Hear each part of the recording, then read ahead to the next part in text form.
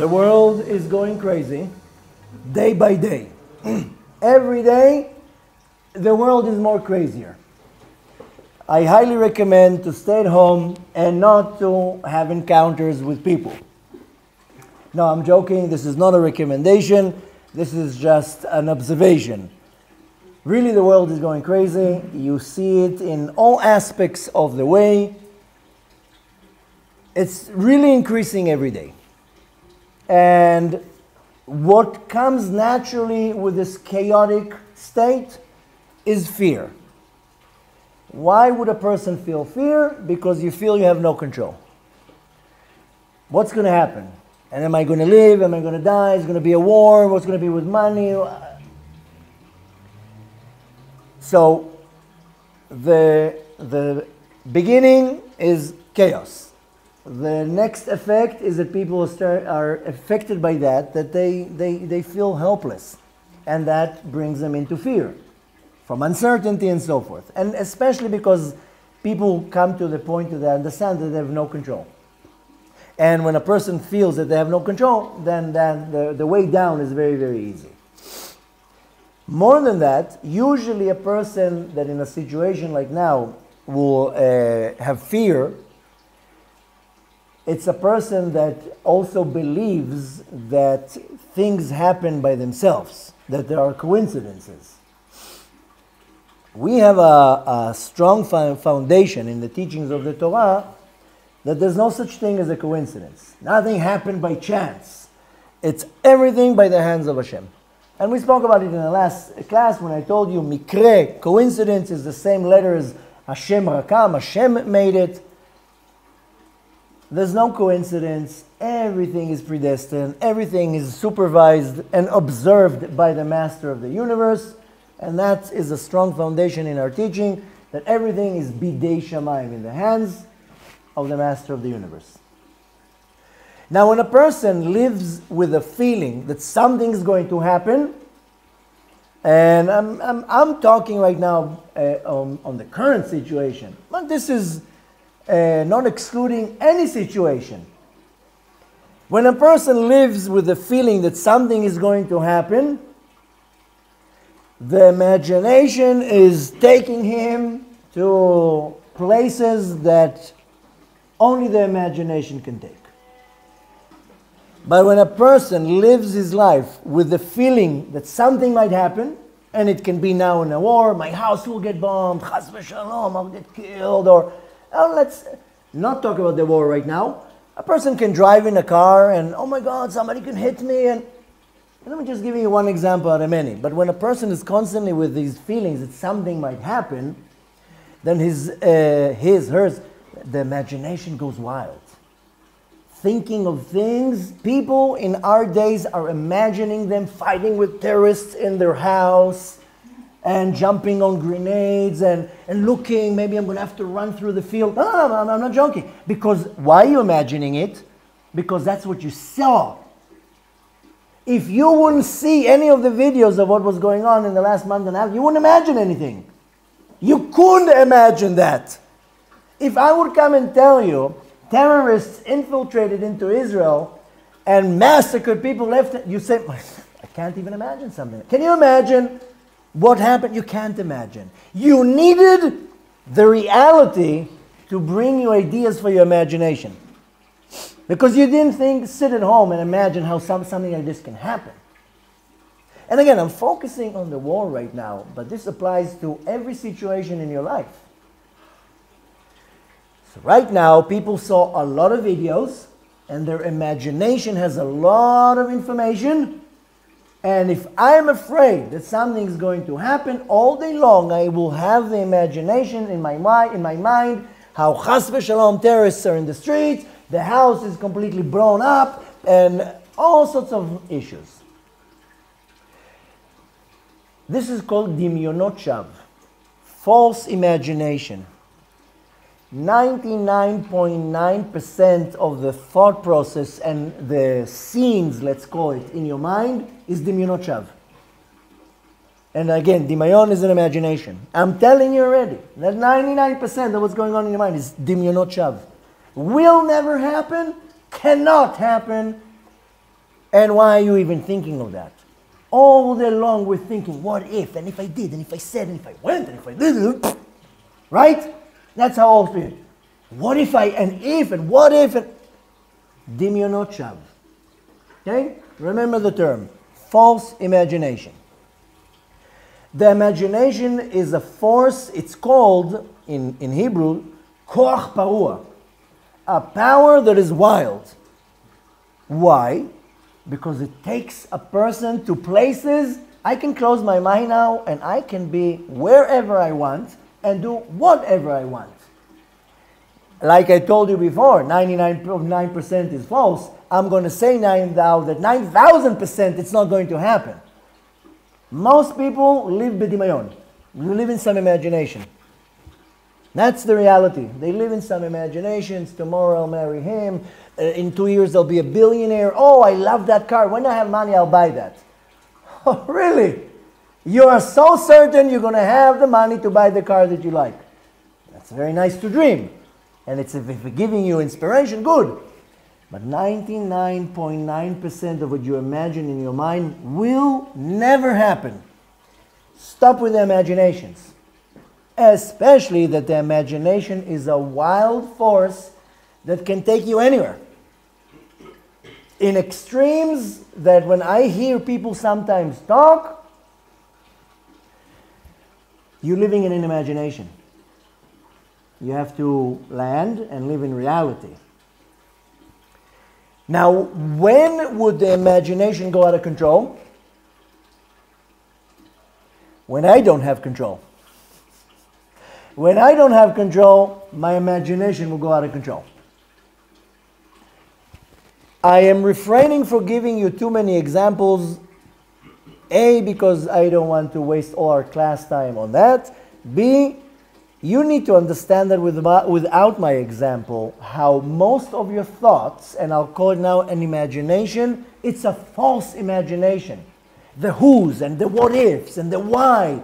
And if I did this and I should have done that, and then of course all the false imaginations of looking in the mirror when you are 82 and saying, I think I'm 22. No, you're not 22, you're 82. You look great, you have a wonderful heart, but you're not 22. I also look in the mirror and I see no hair and many other things. Okay, I'm not 22 anymore. Remember the rule. The imagination goes wild and will take you to places that you will never get and just makes you numb, apathic, and worthless because you don't do anything, because you live in some imagination that the imaginary check is coming, or the imaginary wife is coming, or the imaginary assistance from wherever is coming. The rule is that the imagination goes wild and out of control when I don't have control. When I have control, there's not going to be imaginations like that. When I don't have control, for me everything is mikre. It happened. But we go by the fact that hakol bidei shamayim. Everything is in the hands of Hashem. Bidei shamayim, the translation bidei means in the hands of. Shamayim, the translation is heavens or sky, but the Talmud refers to, when it says shamayim, it's referring to Hashem, to God. In the hands of God. Since everything is in the hands of God, is there any coincidence? No. Is there any chances? No. Everything was already planned. Your origin and destination were planned. You walk on the way. How you're going to behave on the way, that's you. Yirat shamayim, that's you. But everything else is designed by the master of the universe. Now when you live by that, first the fear is reduced, and then it gets to a point that there's no fear. Because I know that everything is in the hands of Hashem, so why should I be afraid? In case you haven't saw, if you wish, I'll forward you. There's a video of a woman, elderly woman, I think from Kibbutz Nir Oz or Be'eri, one of the kibbutzim, that heard the alarms, heard the WhatsApp messages from all the people from the kibbutz. There's terrorists running through the houses. Instead of running to the safe room, she ran to her room and took with her a little book of Zohar. You heard that story? No. You heard? No. I can't believe this. She decided, a secular old woman. I shouldn't say old, she's in her 70s. I mean, elderly woman. No, old, 92. She runs to her room with a book of Zohar. רצתי מהר לחדר לסלון כאן, היה לי ספר הזוהר של פרשת פנחס. That somebody gave her, like these small books that people give. She goes into her closet and hides behind the clothes. For 8 hours she's reading Zohar in the closet. The whole kibbutz is destroyed. Her house is the only house that is standing. She tells the reporter, look at my neighbor's house. He turns around with the camera, no house. שלה לגמרי הרוס, אני אומרת לה, זהבה תקשיבי, הם יצאו ממני. הם נכנסו 2 דקות יצאו. אותה וכל השכנים שלי לקחו אותם לבית האחרון, ראית את הבית האחרון, ושם ירו בהם. רצחו את כולם. זה פשוט נורא, אבל זה מה שהיה. הבית שלי נשאר עומד, היחידי מכל השכונה, ראית? מכל השכונה עמד, וזה לא בזכותי, זה בזכות האמונה הפנימית, וראיתי את רבי שמעון בר יוחאי שעוזר לי את האותיות שיצאו מתוך האור, מתוך הספר הזה, כל אות, כאילו, זה היה מדהים. Grenades were thrown on her house. Every 8 hours she sat in the closet reading Zohar. They blew up her door, went into her house for 2 minutes and left. She's texting her neighbor, they just left my house. That's the only house that didn't get hurt in the kibbutz. She was alive. And when you're looking at the room, grenades were thrown there. The aron, the closet, like new. ארון. אין שריטה אחת. החלון היה מפוצץ, כדורים עברו, ולא נגעו בארון. שום דבר. And then she says that she's sitting there and she doesn't know what's Zohar. She knows how to read Hebrew. 12 שעות הייתי שם יחד עם ספר הזוהר. הסתכלתי על הספר ודיברתי עם רבי שמעון כל ה-12 שעות. עכשיו, מתוך האותיות יצאו אורות. כאילו שהאור המקיף הזה כיסה אותי. She says the letters came out at her. I'm not joking. I'll show you the video. The letters came out at her, each one in its time, making light. The whole closet was light. She's in the closet for 8 hours. You know, I'll just send you the video instead of me telling you. The video is in Hebrew, so I mean, I can post it online, but I can't believe you didn't see that. אני מפוצצים, לא מפחדת, לא קורה לי כלום. Now, what is she saying the whole time? I'm calm. I have no fear. Murders out. She's like, I hear everything. I hear how they took all the women and kids from all the houses and gathered them in one place. Took the men, gathered them. She's I hear everything. No pain, no fear. I feel cuddled by Rabbi Shimon Bar Yochai and Hashem. Light in the closet. That's a kol bidei shamayim. No fear. Sitting there. She had a little bit of water. That's it. I saw yesterday another interview of a person also. It's very similar. He was in the party. He ran away. He was able to dig a hole and hide in it, cover himself with leaves. Same thing. 6-7 hours just sitting there, waiting, praying. I mean, they're not observant people, but you pray. When you live with the fact that Hakol bidei shamayim, you have no fear. You do not fear anything, even if it's scary. Because you're saying that's the will of Hashem. Now,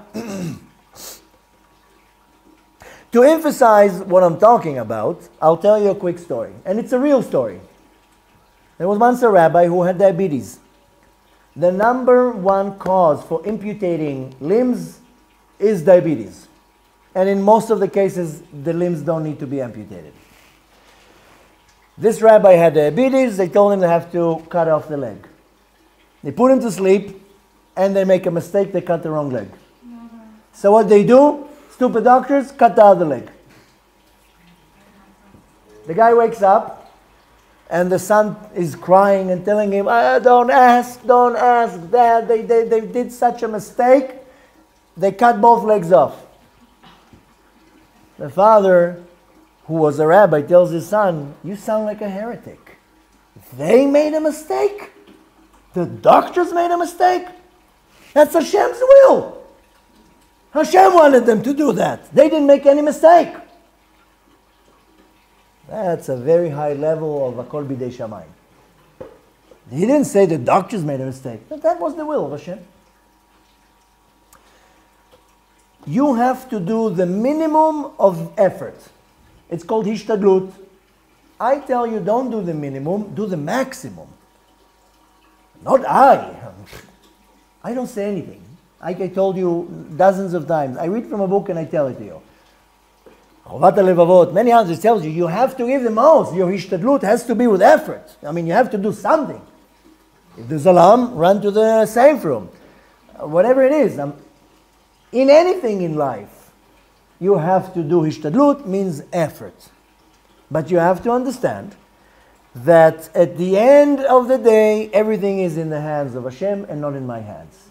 Your effort has to be good, put a lot of effort, don't go crazy, and to understand that the effort is the hishtadlut.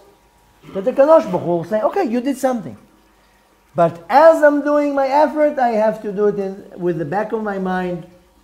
The outcome will be exactly the same. I'm just trying to look nice in the eyes of God. But I want Hashem to see that I'm doing some effort. That's it. Every person has to understand that there's something that is called a gzera. Gzera is a decree. We're not perfect human beings. We sin, we do mistakes. We are judged constantly by the heavenly court. And there's going to be decrees. Good decrees, bad decrees. That's how it works. That's how life works. I constantly compare my relationships to my kids, to the relationships to God, to us. And sometimes I'm a very good father and I give them whatever they want. And when it's time to educate them, then I change my nature. And suddenly I'm not so giving and loving and more strict. And that doesn't matter. There's good, good gzerot and bad gzerot.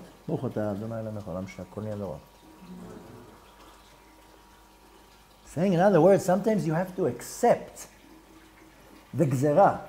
I forgot to tell you an important detail with the story of the rabbi and the doctors, that he told his son not only that the doctors didn't make a mistake, it was a decree from God, probably because of my sins. That's what he said, probably because of my sins. So when something bad happens to me, I don't blame the world. I say, probably I did something, and the Kadosh Baruch Hu is reacting. That's it.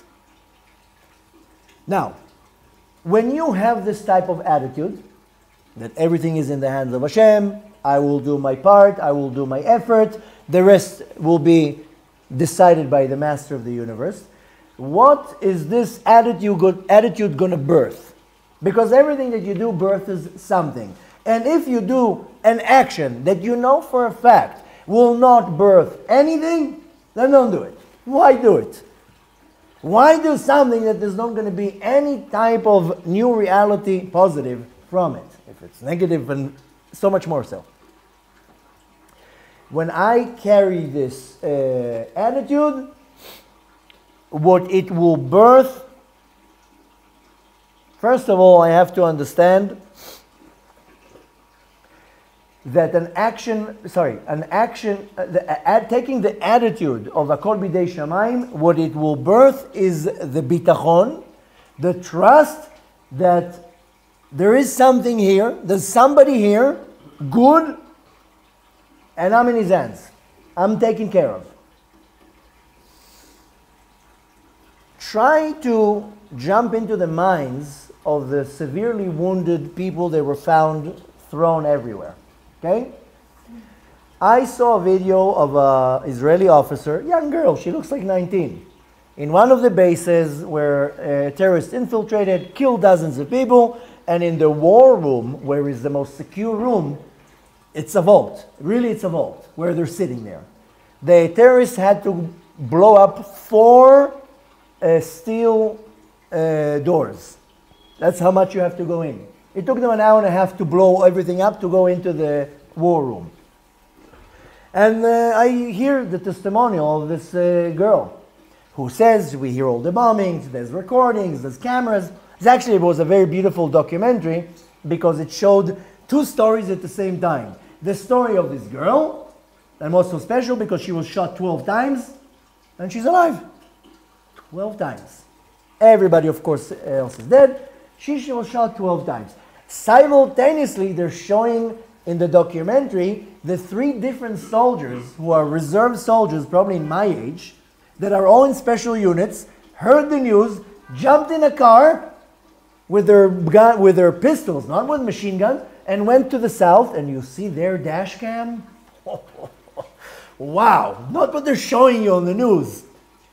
And then they're showing their fight against the terrorists and how at the end these special soldiers saved that girl. It was done very nice, dramatic, emotional. Why am I saying all this? And I'm not going to go into details. The girl was shot 12 times. She's lying on the floor in her bloodbath. She says, I thought I was dead. I thought, oh, that's how death is. She didn't realize she's still conscious. And in her mind, she was like, oh, I guess that's how death is. Quiet, lonely. She survived, I think, 11 or 12 hours with 12 gunshots. Body parts are like open from the blood everywhere.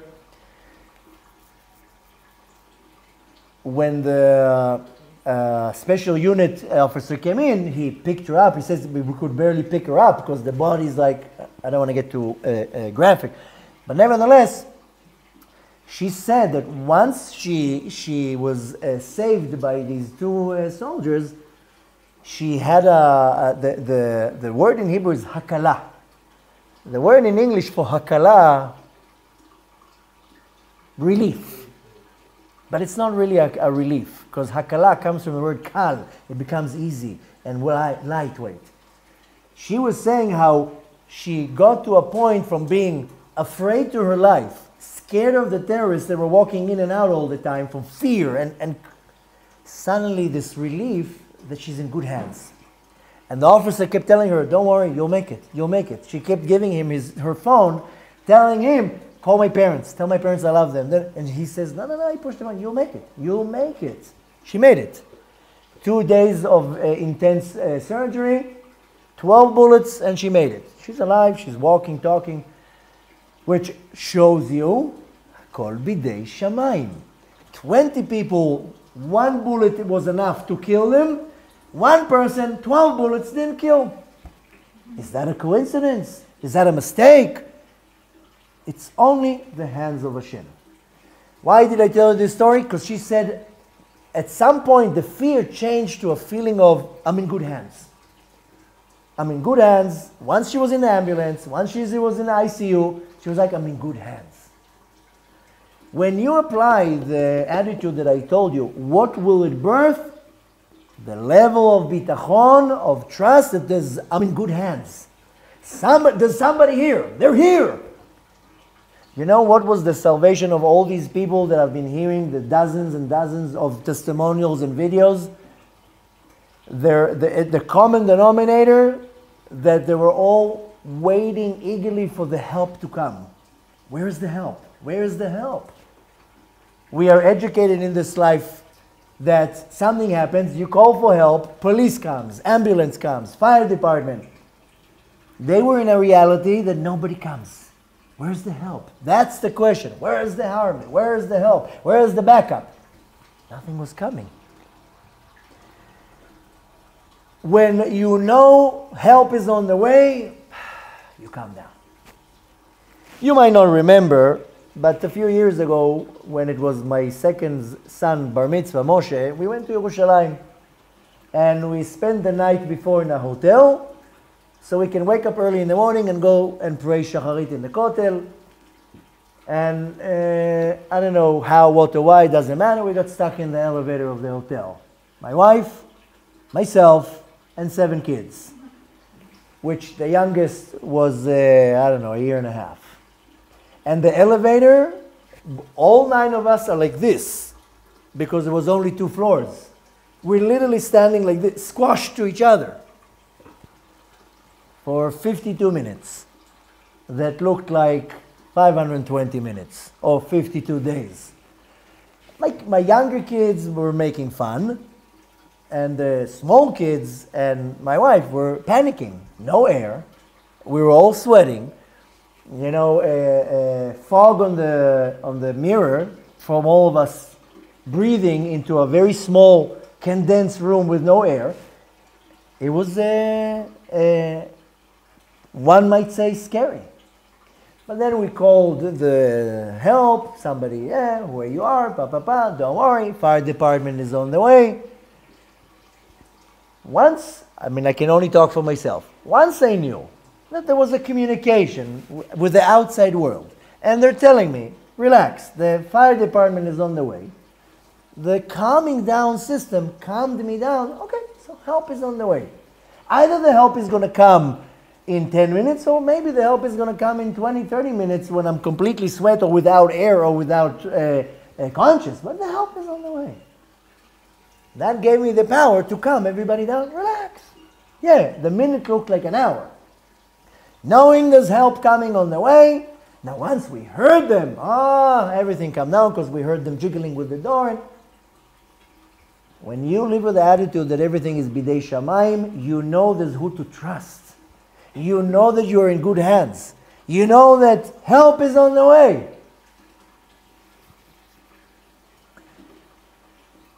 Exactly like Rabbi Akiva says, Kol man derachman ha'avid letav avid. Everything that Hashem does, it's for a good reason. That's it. That's the attitude. The Baal HaSulam says that every time that you're strengthening yourself a little bit with bitachon, you are inviting on yourself a huge shefa. Shefa is an abundance of blessing. Can be health, can be happiness, can be whatever you want. But when you make a little step of bitachon, like I told you in the last class, remember? You make a small step, Hashem will do the rest. You do this small step, then you are inviting on you a great shefa. Unfortunately, most people think it's the other way around. People think that, if I'll be in a good mood, or if I'll be besimcha, in a state of joy, then it will bring bitachon. No. Complete opposite. The bitachon will bring you the joy, but it's the other way around. You first have to have faith. Not faith, bitachon, trust. Now, what do I need to do to achieve this new level of bitachon? I need to do hitbonenut. I told you a few already methods of meditations that you need to do for bitachon. Today we're going to concentrate on something else. The title of it is called hitbonenut. Hitbonenut is to meditate on something. What do I meditate on? This time I meditate on my life. And you choose whatever scene you want from your life. When you're 12 years old, when you're 23 years old, when you're 50, it doesn't matter. Because you do it every day, so every day you imagine something else. But you have to meditate on your life. Where was I born? Who's my wife? Who are my parents? Why are my parents like that? Why I grew up in this country and in this city? You have to meditate on your life and to understand that every step of my life there was a guiding hand. Now you cannot see it while it happens. You cannot foresee it happen. But you can see it happened. You need to meditate on your life and to look for the guiding hand in your life. And you can only look at it backwards because you see already the entire picture. Because you have already the beginning, the middle, and the end. Now when I'm going through something, I can't look forward and imagine how it's going to end and understand the guiding hand. If you need the term in Hebrew, it's yad mechavenet. There's a yad mechavenet. It's a term in Hebrew that tells you there's a hand that tells you where to go. Like in a junction when there's traffic, no traffic light, the policeman goes like this. Yad mechavenet, a guiding hand. Go here, do this. You hear all these stories now from all these survivors. I don't know why. Something told me, run there.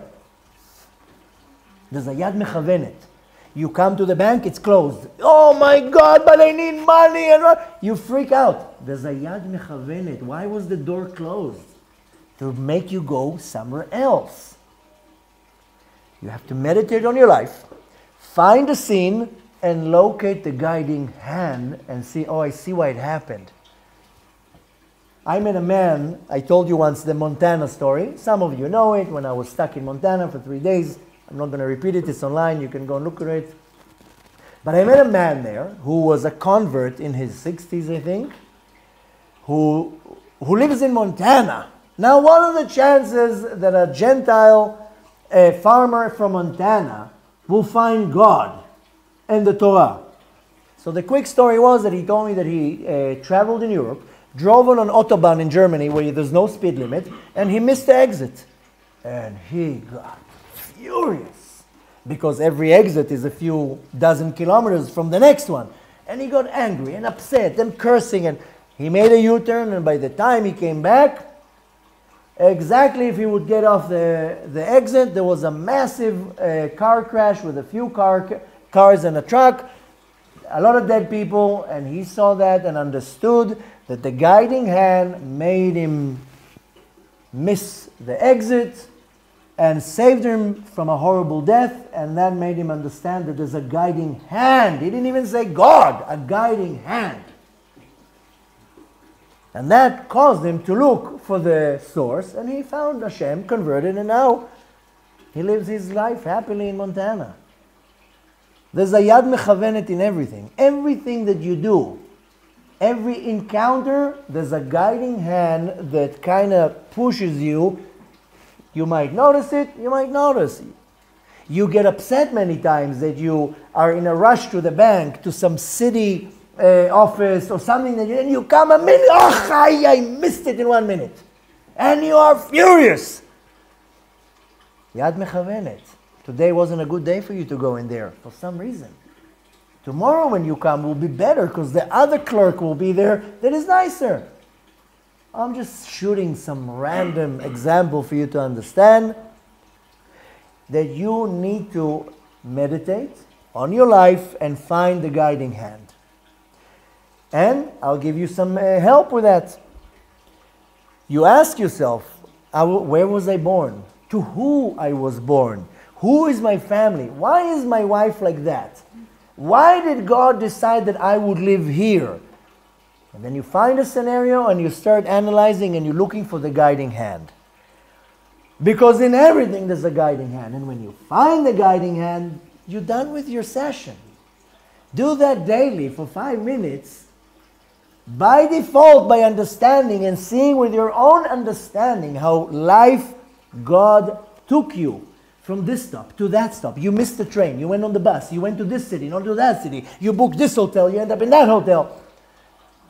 You use your own imagination and find and locate the guiding hand. Because we believe in 13 principles. I hope you read them every day. The first principle is that Ani ma'amin be'emunah shelema. I believe in full belief and faith. Sha'abore manhig lakol abruim. That the Creator is the governor, is the controller of all the creatures. Vehu levado. And it's only Him. Hu haya, hu hove, hu yeh. He was, is, will be. He, hu asa, hu oseh, hu ya'aseh. He did, He's doing, and He will do. That's the first principle.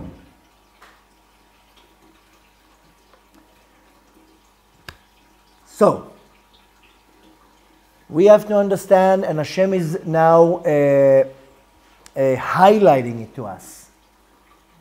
This whole war that we're seeing right now is to emphasize for us how to do it.